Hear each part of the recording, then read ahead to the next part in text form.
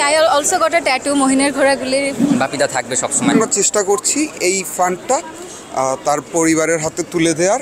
আঁচলে উড়েছে ময়ূর চলে যায় উড়েছি রে চলে যায় বহুল তরুর বাহু ছুঁয়ে। আমার প্রথম শোনা গান ছিল হলো তাকে যত তারাই দূরে। তারপরে ওই গানটার জন্যই হলো আমি I also got a tattoo মহিনের ঘোড়াগুলি। আমি অনেক ছোটোবেলা থেকে আমার লাইফের প্রথম পছন্দের ব্যান্ড ছিল মহিনের ঘোড়াগুলি। আমি অনেক ছোটো ছিলাম, আমার আম্মু আমাকে শুনিয়েছিল গানটা, বাপিদার গান। It holds a lot of significance in my life. So ওই গানটাই মনে হয় আমার সবচেয়ে পছন্দের গান। উনি বলতে যে কেউ আছে, তার আগে থেকেই তার গান আমার লাইফে অনেক বড় একটা পার্ট হয়ে দাঁড়িয়েছে। তারপর ওনাকে চেনা, ব্যান্ড মেম্বার্সদেরকে চেনা, ওটা আর একটু বড় হওয়ার পরে। সো উনি আমাদের মাঝে হয়তো বা পৃথিবীতে থাকুক আর না থাকুক, উনি আমাদের মনে রয়ে যাবেন এবং যে যতবারই তার গান শুনবে ততবারই সে ফিল করতে পারবে তার গানের লিরিক্সগুলো এবং তার সুরগুলো। সো এটা আসলে তার থাকার না থাকার থেকে আরও অনেক বড় ঊর্ধ্বে তার গানগুলো আমাদের কাছে।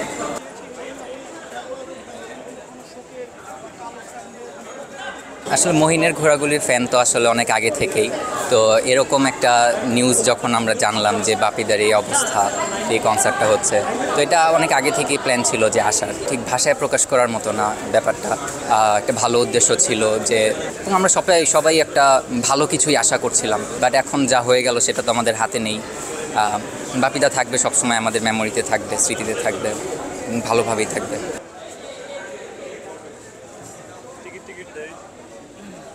টিকিট পেয়েছি ঠিক মতোই, বাট যে জন্য টিকিটটা কাটা, অ্যাকচুয়ালি বাপিদার স্মরণে টিকিটটা কাটা, বাপিদা মারা যাওয়ার আগে অ্যাকচুয়ালি টিকিটটা কেটেছিলাম আমরা, বাট ওনার স্মরণেই তো অ্যাকচুয়ালি আসা, সো মিস করবো অ্যাকচুয়ালি ওনাকে। আমার আসলে মহিনের ঘোড়াগুলির বেশ কিছু গানই পছন্দ, যেমন ভালোবাসি জ্যোৎস্না, এই গানটা তো সবারই পছন্দ, আমারও তেমন পছন্দ। আর হচ্ছে ওদের আবার বছর পর এই অ্যালবামটার অনেকগুলো গানই পছন্দ। আসলে আমাদের আসলে কনসার্টটা করার উদ্দেশ্য ছিল যে ওনার ক্যান্সারের সহায়তা করার জন্য। এখন আসলে মানে তার আগে আসলে উনি আমাদের থেকে ছেড়ে চলে গিয়েছেন, এটা আসলে খুবই কষ্টকর। আসলে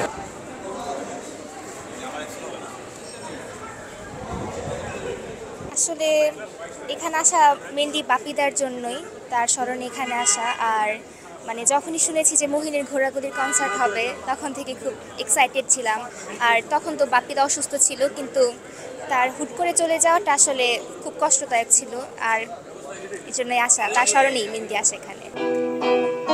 এখনো সামনে পথটা বাকি, চাইলেও দিতে পারবে না ফাঁকি নিশ্চয়।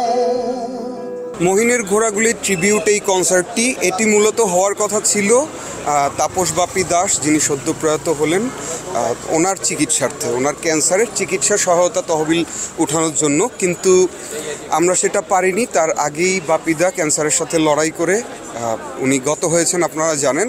তারপরও আমরা চেষ্টা করছি এই ফান্ডটা তার পরিবারের হাতে তুলে দেওয়ার, এবং এখানে আমরা 35 জনের মতো বা 35+ শিল্পী আমরা মহিনের ঘোড়াগুলির অরিজিনাল এবং তাদের সম্পাদিত নানা গান ট্রিবিউট করছি।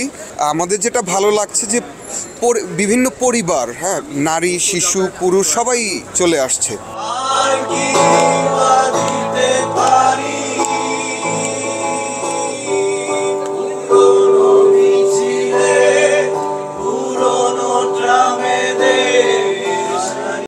সংবাদ, ফিচার ও অনুষ্ঠানের জন্য ভিজিট করুন সংবাদ প্রকাশের ওয়েবসাইট এবং যুক্ত থাকুন ফেসবুক পেজ ও ইউটিউব চ্যানেলের সঙ্গে।